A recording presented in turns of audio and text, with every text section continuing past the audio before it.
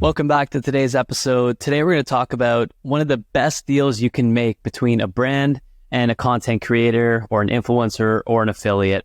This is the type of deal that I see on an ongoing basis going to become more prevalent, and it's going to be something that creates more deals in the future than ever before.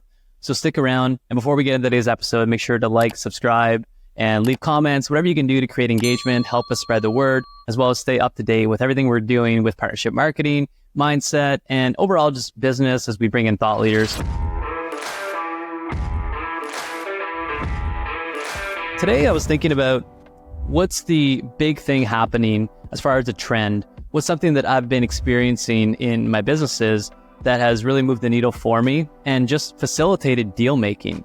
So I'll preface this to say that the best type of deal that everyone usually wants to go for if you're a brand or a company, it's commissions. You just want to pay a commission to somebody because, of course, there's no risk for you. If they don't make sales, you don't have to pay them. However, if you go on the flip side and you start to pay people for promotions, well, that's very risky for you as a brand or a company, because if you don't make sales and the other person does, then that's the end of that relationship. So I see a beautiful harmony and a synergistic way to make a deal for long-term benefit for both sides. And I call this the hybrid deal. And hybrid, it might be coined a different name for you, so however you want to say it, but it's basically the marriage or the unity of a paid component and a commission. So this isn't really a new topic, and you've probably experienced this or heard it in different ways, but I think that it's most important with mission-based content creators and mission-based brands who want to work with people over the longer term lifetime of that relationship.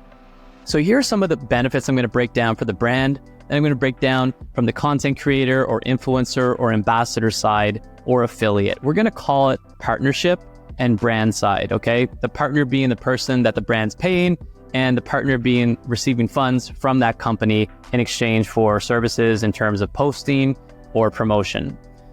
So from the brand side, here's what it looks like. You have influencer John Smith and Sally Jones.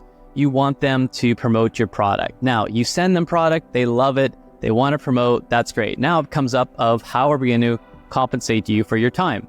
They might come to you and say, I charge $5,000 for a post. Okay, well, I don't want to pay that because it seems like a lot of money. But on their side, they have to be paid. They're essentially doing work for you, and they have no guarantee that they're going to get any kind of compensation, because even if you give them the highest commission payout, if nobody buys, then they're out of their time. So I want to respect both sides, and I see that there's both things to entertain. There's the fact that the brand doesn't want to pay into something that doesn't guarantee results, and somebody doesn't want to do work for something that also doesn't guarantee results. So how do we solve this? Kind of meeting in the middle. This is where the hybrid partnership comes into play. And what they're going to do is the brand is going to say, instead of the 100%, which is $5,000 in this case, we're going to agree to pay you $3,000 because, one, we value your time. We know it's going to take time to create this wonderful content that you're going to continue to leverage over time, because you're going to want to continue to promote this. And depending on what platform they are on, it could be something that lives on forever, such as YouTube.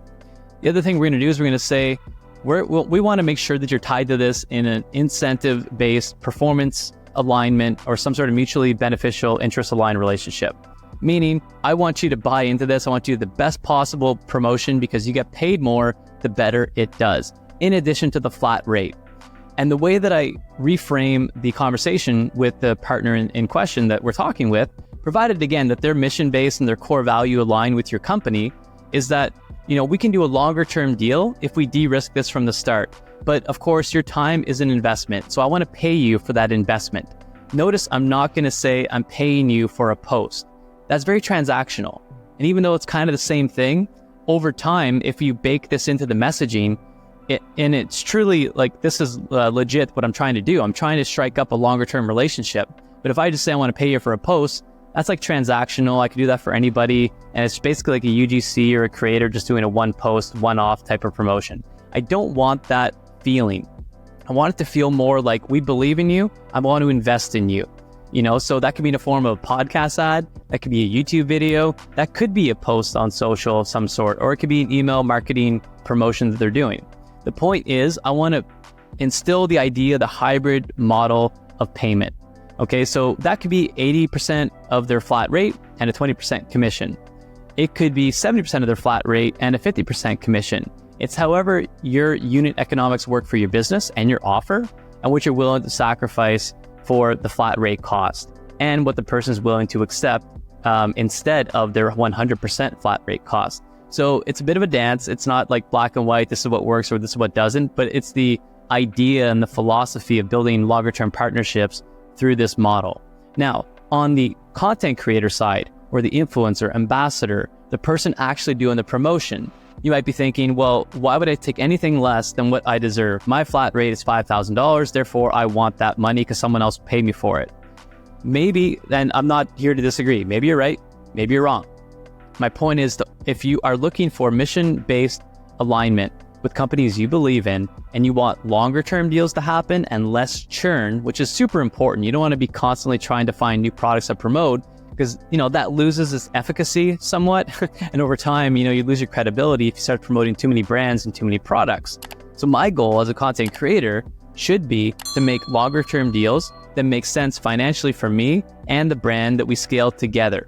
And that's really the beauty and where I see things going as influencers become more dominant in the market. It's that there's going to be no shortage of influencers out there to promote and to partner with. It's how the compensation breaks down and who's going to want to do long-term partnerships. Some of the benefits though, number one is the guaranteed income you're going to get. So yes, you could get $5,000 for one post, but what if you were to take a $3,000 for a post or a campaign and long-term commit to that? You're going to get maybe a 12-month contract rather than a one and done 1 month promotion. And then in addition to that, if this thing really cranks, you might make even more than your $5,000 rate. Let's say you get a really juicy commission. Okay, and if it was me, I'd want less upfront of investment and I want more of a commission basis, because if I'm going to put time and effort into this, especially if it's something that lives on, like a YouTube video or something on a platform where it's not dynamic, then I want to put as much thought into this that I continue to leverage and make passive income from this over time. And the other thing too is that as soon as you say those magic words and somebody says, would you be willing to do a negotiation of either, if they say flat rate and commission, or they use the term hybrid, if you say yes to that, the brand believes that now you are invested in this project. It's something magical that happens. It just drops the guard. And I've been on both sides of this. And I can tell you that as soon as somebody says hybrid partnership, it feels like, oh, this person believes in me. I want to do more work with this person, or this partnership, or this brand or company. So keep all that in mind. And the other component that I hear a lot of, which kind of stems back to a hybrid type of partnership, is brand ambassadors and influencers sometimes want equity. Now, I totally understand that as you build a brand, commissions can get lost along the way. Attribution is very hard with social influencers and podcasts. So you also might want to consider, as a content creator, how many places are they selling in? If somebody has some sort of e-com brand and they have an Amazon store, but they've also got presence in actual brick and mortar stores, like places where people can walk in and buy it in physical locations, you might want that commission to be a higher commission, because you know that there's going to be a spillover effect in your building their brand. And one of the common requests that content creators have is that they want equity in the company. Well, I totally understand wanting to reap the rewards of your promotion and your efforts. But to give equity of a company is a lot of work. Think about how much has to go into that to happen. And it's not to say you shouldn't ask for it. If you believe in that, go ahead. But I would say that the starting point is really starting potentially just with a commission cut of those promotions, with the larger and longer term intent to get equity. But to ask for equity up front as part of the hybrid deal is going to potentially raise a lot of red flags, roadblocks, and you might not get a deal done to begin with. So start with the hybrid model, start to see it, work your way through it as well. There might be some negotiations you can do, and this is where it's important to understand how much are you willing to bring down that flat rate and how much commission would you need, potentially make it upside better than what your flat rate is. But also note that it's important for profitability's sake for the company to do a long-term deal with you only if the ROI is at a certain level.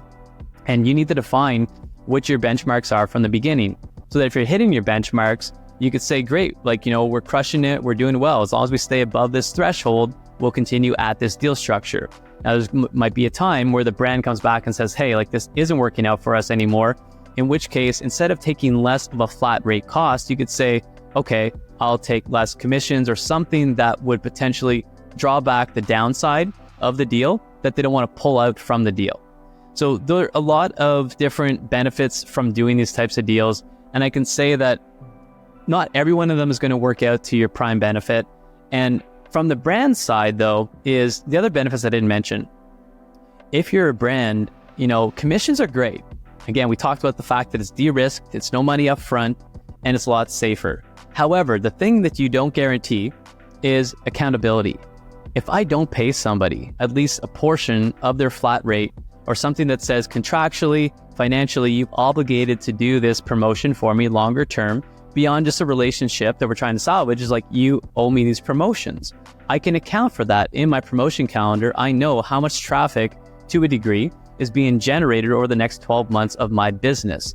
However, on a commission basis, we don't know. We rely on promises, but things come up, people get busy, and if they don't take action, there's nothing to lose on both sides at that point. But for you, you have everything to lose, because now you didn't get the promotion, you can't count on it, and even though you didn't pay them anything, you also didn't make anything. So I do want to pay people. That's why I love the hybrid approach. I will do flat rate deals on occasion as a brand or as a company when I sponsor creators, just to get my foot in the door. But I would say that longer term, hybrid deals is where we tend to go to for those longer term partnerships.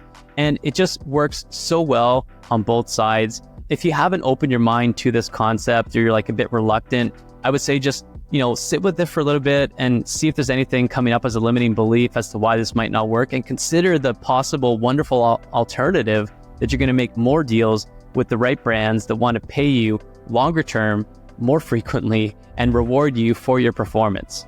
So hopefully this makes sense to you guys. If you have any comments, questions, feel free to drop them in the comments below or send us an email. And of course, we build new content and new episodes based on these feedback, because we want to deliver value to you in these situations for you to close more deals as a content creator or as a brand looking for more sponsorships with creators. That's all for today. Don't forget to like and subscribe wherever you're listening to this podcast and however you're listening to it today. Or if you're watching this on YouTube, be sure to hit that notification bell, and we'll see you guys on the next episode.